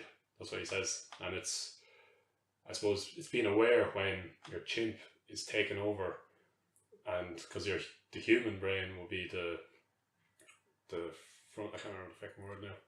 Frontal lobe, decision making. Yeah, so it's all integrating everything. Logic, decision making, stuff like that, and like it's just, and then the computer is like all your stored stuff, like there's like autopilots. These are like positive kind of beliefs that are stored in your brain, and then there's gremlins, which are negative beliefs, but they're soft wired, so you can change them. Like you might have got them like recently, like I'm not very good at football or something. That's like a gremlin.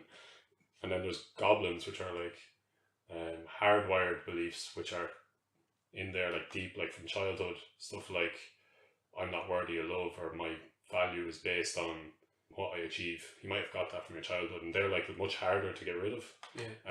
And then so this is all stored information in the computer, and then there's like your view on life and your values and stuff is all in there. But he just talks about how to like get rid of some of the goblins and the gremlins, and how to like improve your autopilots, and how the chimp brain reacts quicker than the human and stuff like that. So stuff like meditation will help your human brain kind of be aware when the chimp is acting and kind of stop it before it does. Like say someone cuts in front of you in line when you're driving, and your chimp is like, you fucking bastard, you start beating the horn, and you're like, because he's like challenging you or something. But if you think of it logically, maybe he's rushing to the hospital because his wife is pregnant in the back of the car, you know. We don't think logically about that. It's just our chimp is much quicker to react.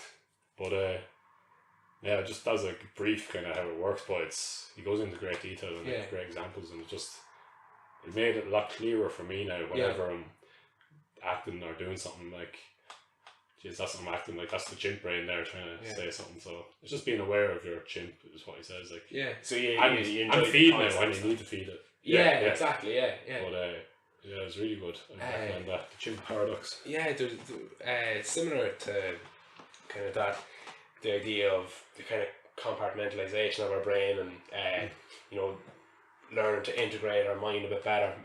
It came up in a podcast I listened to recently with a computational neuroscientist from Harvard. His name escapes me at the moment, but he talked about how he practices I think it's called internal family systems meditation, and the concept he described was of he has lots of different characters in his mind. So anger is a character, love is a character, sadness is a character, anxiety is a character, determination is a character. There's all these different characters, and this internal family systems meditation is about loving and appreciating all these different characters in his mind. And so he develops a relationship with his mind that is one of love and appreciating anger for all it does for him, and appreciating determination for all it does for him, appreciating sadness for all it does for him, and learning to get these characters to love one another, and for his sense of being to love them as well. I thought it was interesting. It kind of somewhat aligned with what you were saying there. That's cool. But so the chimp mind, so we can link to that as well. But listen, Cormac, this podcast has been all about you. Thank you very much. Cheers, Pat. Cheers, brother. Thanks for having me. An absolute pleasure. As mentioned in previous episodes, please get in touch with me with any feedback you might have, any ideas for guests. If you'd like to come on, I'd love to hear from you. If you have any suggestions for how I could improve the podcast, I really, really do want to hear from you. So just shoot me a message on Facebook or on Instagram, or I'm on Twitter as well. You can find me at YEW on the different platforms. All About You on Instagram, at YouFace on Twitter, and at You on Facebook. Thank you very much for listening, and be sure to subscribe to the podcast and all the different podcast apps, and we're available on YouTube also if you find that handier to use.